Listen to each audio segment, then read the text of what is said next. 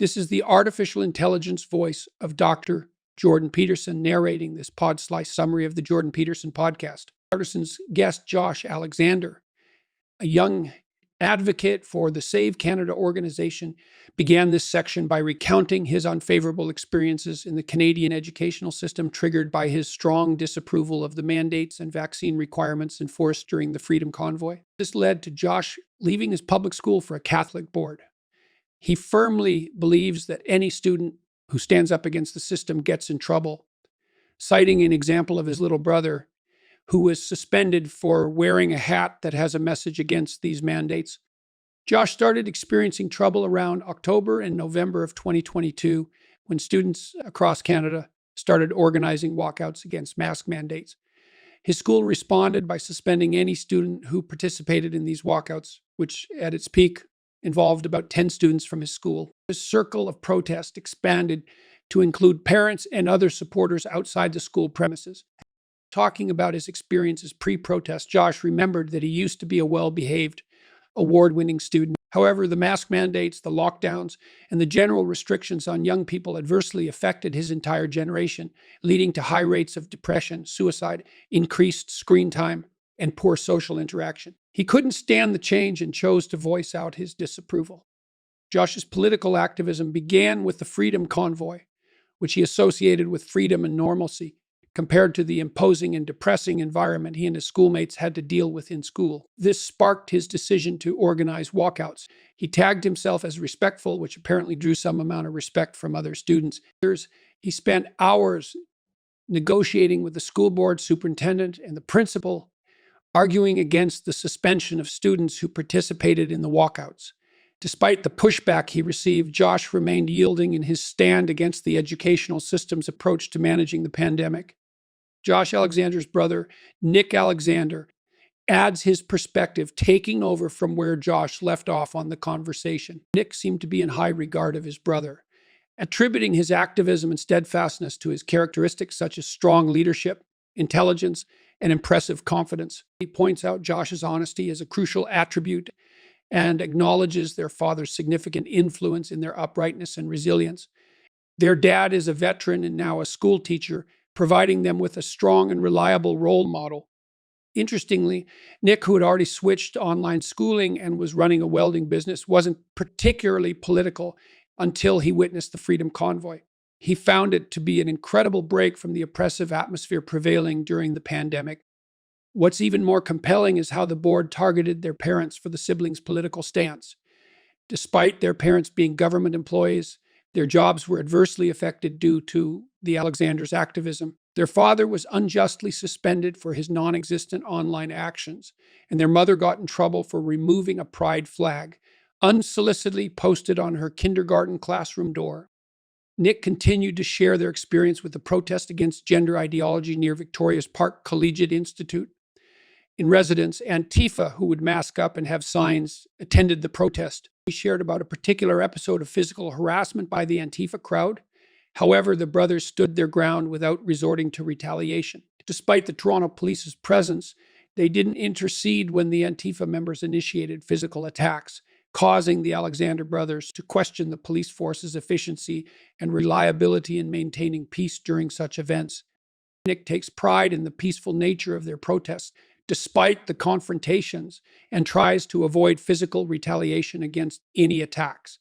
His dedication to their cause, his respect for his family, and his faith in the principles they stand for all mirror his brother's views quite closely. Situations like this emphasize their struggle against mandates and the broader implications it has on their lives and work. This is a reflection of their firm belief in the right to freedom, equality, and a display of their courage to stand up against oppressive systems. As the podcast continues, the Alexander brothers reveal intense episodes where they faced fierce resentment from opposition groups. To provide a vivid instance, Nick shares his experience with Black Lives Matter Blum and Antifa activists in Alberta, where he was targeted, physically abused, and even subjected to an attempted burning. Symbolically, an activist woman tried choking him with a cross around his neck. Instead of defending Nick, the police arrested him. Nick emphasizes their unwavering determination not to counteract violently, motivated by their core intent getting their message to the students and serving as responsible role models, offering truth in a way young minds would listen. Nick's encounters with law enforcement during these rallying activities are not without scrutiny and probing. Disturbingly, he was asked about the specific Bible verses being referred to during these activities and how these verses might target the alphabet community. This interrogation clearly shows the large-scale freedom of speech and religious belief violation evident in these scenarios. An accompanying threat of arrest, should Nick return to the rally site, displays the apparent tolerance for injustice and violation of rights shown by the police department. Nick's firm resistance against repressive forces and his unwavering resolve to further his cause become even more apparent as he willingly risks arrest to continue talking to the students who he believes respect opinions more when they've seen the risk one is willing to take to express them. Further, they share detailed insights into a protest encounter near Victoria's Park. Despite the Alexander brothers arranging the protest legally with the necessary permissions, their side was being wrongfully shut out by a separate crowd of aggressive Antifa protesters. Here, yet again, police inaction and their favoritism towards the radical left are highlighted. Despite the clear involvement of unions and political figures on the Antifa side, the Alexander brothers showcase their dedication to their cause, their unwavering spirit, and the embodiment of strength, courage, and conviction against oppressive forces. Interestingly, they describe how their religious faith plays a significant role in these political activities. They reach out to everyone, including their ideological opponents, with what they interpret as a message of love. The gospel, amongst the tumult of aggression and confrontation, they intend to spread the message of divine love and salvation, making a unique blend of religious belief with political activism. In this part of the podcast, Josh and Nick Alexander uncover a series of unsettling incidents related to their protests and confrontations with counter-protest groups. Their experiences range from physical attacks to inexplicable police behavior. Nick recounts an instance where he was targeted in a crowd, with one antagonist trying to grapple him to the ground and another attacking with what was either a bladed glove or a knife. A striking detail here is the use of bladed gloves armed with visible blades on fingers, hands, and thumbs. Despite the overt threat they pose, Nick indicates the police do not intercede when these weapons are present. The brothers also reveal the police's curious conduct during these altercations. After being attacked, Nick was not only refused defense, but was also urged to leave the site by the officers present. In defiance, he chooses to stay, continuing his outreach to the opposing side, notably striking a chord with one female listener. These stories also involve a military veteran they call Wild Bill, who was present amidst the hostilities. Despite sustaining a wound from a converted umbrella spear wielded by the counter-protesters, Wild Bill is warned for arrest should he not leave the site. Both Nick and Wild Bill are subsequently arrested by the police. Interestingly, Nick is initially told that he was being arrested for obstruction, which changes to breach of the peace later. The police, however, announce to the crowd that he is arrested for assault. In the midst of these shocking events, the brothers' unwavering determination shines through. Despite threat of arrest and physical harm, they stand their ground, refusing to be suppressed. Josh, in particular, makes several unsuccessful attempts to file assault reports, as well as to inquire about Nick's arrest, which are disconcerting revelations about the law enforcement agency's responses and the subsequent injustices the brothers face. Further into the podcast, the conversation deepens into the issues regarding the troubled experiences of Nick and Josh Alexander in the course of their protest. Upon his arrest, Nick's interactions with law enforcement continued to be concerning. His charges divulged from obstruction to breach of peace, which later transitioned into assault. The medical aid provided is shockingly delayed, and rather than being transported to the hospital in an ambulance, he was put back into custody, only taken to the hospital later by the police. Nick describes his time in the cell as a period awaiting hopeful justice, confident he had done nothing wrong. His nonchalant demeanor towards potential imprisonment and absence of worry can be seen as a testimony to his steadfast commitment to what he sees as his mission. The narrative shifts significantly when schooling experiences are shared. Both Josh and Nick detail instances where they were suspended from their Catholic school due to their beliefs and refusal to comply with what they perceive as radical left ideology. From challenging a teacher who labeled creation as a myth to facing an indefinite ban for quoting Mark 10:6, when confronted by a student who identified differently Their educational journey reflects their unyielding refusal to compromise on their views. Their parents' situation is equally troubling. Suspended with pay from their teaching jobs, both are pressed to conform to guidelines that directly contradict their spiritual faith. Their mother, for instance, was reportedly compelled to hang a pride flag on her kindergarten classroom door, a demand she refused, thereby throwing her employment into jeopardy. Finally, analysis of Josh's revelations about an unsettling law class sheds further light on their suspension. A disagreement regarding the Freedom Convoy's legality marks the beginning of a series of recurring debates with his law teacher, wherein his opposing views on gender identities results in a suspension that lasted for over 10 months. In this part, Josh opens up about his attempt to reconcile his religious beliefs within the framework of a Catholic school's approach to discussing biology. He challenges those who were unable to effectively converse without the presence of priests or bishops. This experiences spark a crisis of exclusion, with his own interpretation of the Bible dismissed by educators. The school consequently expelled Josh, marking an end to his formal education. His ongoing struggle against the school board vividly unfolds. With the assistance of the Liberty Coalition Canada, Josh engages in a fierce legal battle for his right to education. With unfavorable conditions imposed on his return, he finds himself caught in purgatory, indefinitely excluded from learning in a traditional school environment. While exploring possibilities of continuing his education, Josh reflects on his parents' plight. Following their suspension from their teaching jobs, events progressed from bad to worse, with pay eventually stopped, conditions imposed, and their refusal to comply. Josh's parents are kept in limbo with an ongoing legal process. Dr. Peterson then examines the impact of events on the two young men. Strikingly, rather than rendering them demoralized, Josh defines their experiences as transformative. Changes have been profound, moving out of the regular education system, shifting job patterns, changing life goals, and shaping their worldview. A previously wide circle of friends has narrowed down, made up just of trustworthy individuals. The conversation also turns to their disdain for the education system, criticizing it for producing a generation of weak, docile, and ambitionless young people. They find fault in the system that demonizes ambition and teachers who label it a part of patriarchal oppression. Josh and Nick argue that the system demoralizes young men, leading to dwindling drive and ambition. Despite the challenges they face, the brothers are using their platform to impact the lives of other young people, organizing protests at schools. They communicate with students, discussing their grievances, and hold events outside the schools, bringing a much-needed perspective to students. Their goals and organizing methods underscore their determination to ensure other young individuals do not endure what they have faced.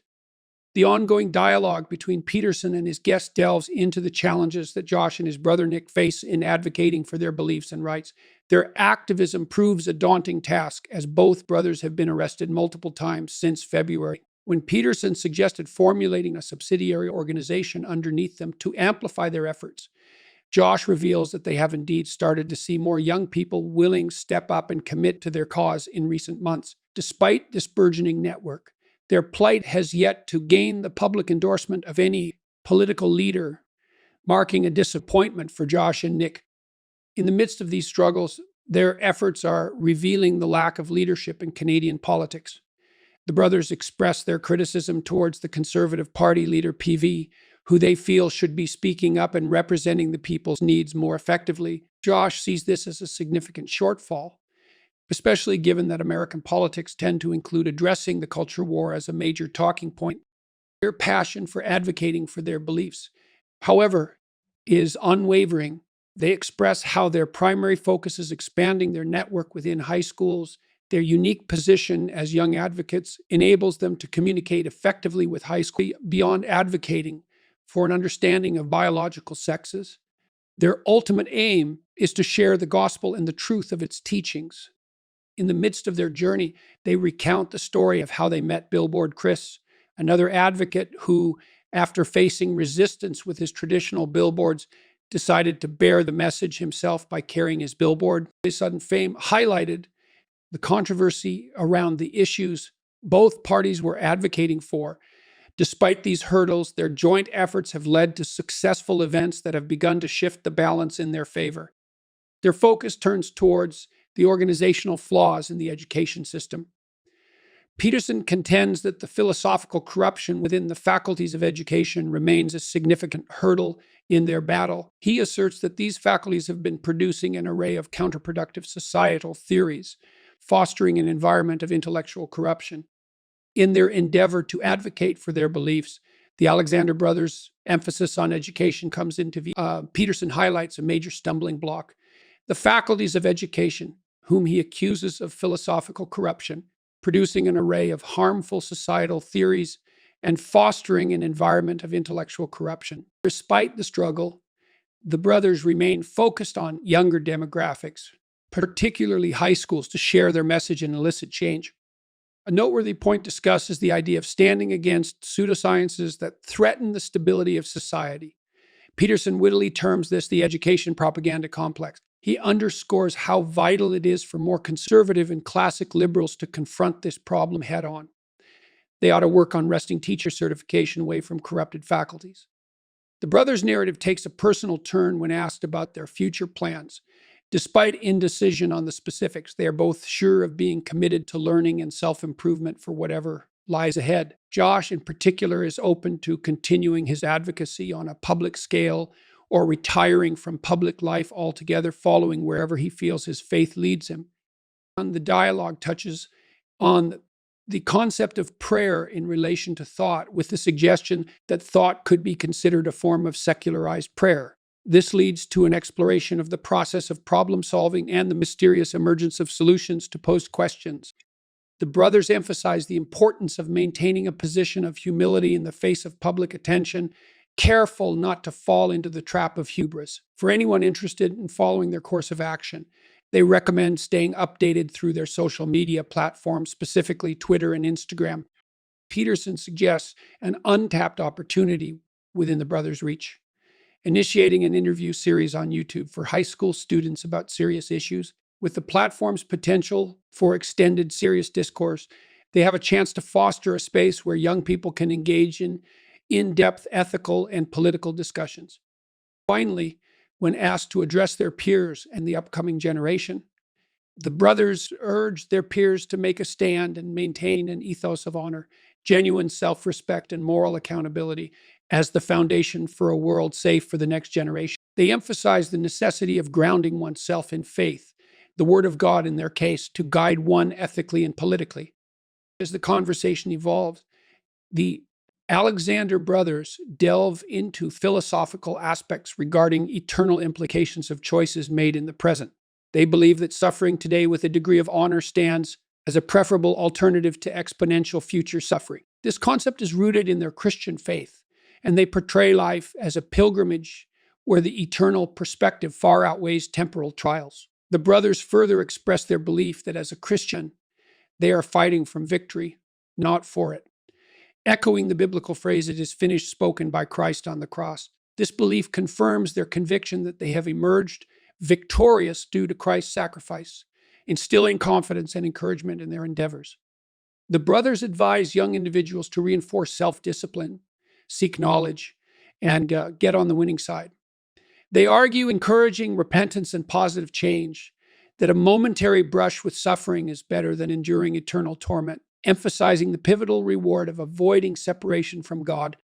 Moving on to societal issues, they urge people to uphold the truth and trigger transformative change in a world that seems to be spiraling out of control. As the conversation nears its end, they express gratitude to their audience and appreciation for the smooth and professional production facilitated by the Daily Wire team. They also extend thanks to their film crew in Toronto. Peterson, while ending the public conversation, hints at the continuation of the nuanced discussion with the Alexander brothers on the Daily Wire Plus platform. This promises another potential half hour of in-depth discourse, providing an opportunity for subscribers to delve deeper into the matters broached during the first part of the conversation. Check out the full podcast by clicking the link in the description below. Make sure to like, comment, and subscribe for more content like this. Thank you for listening to this podcast summary episode of the Pod Slice.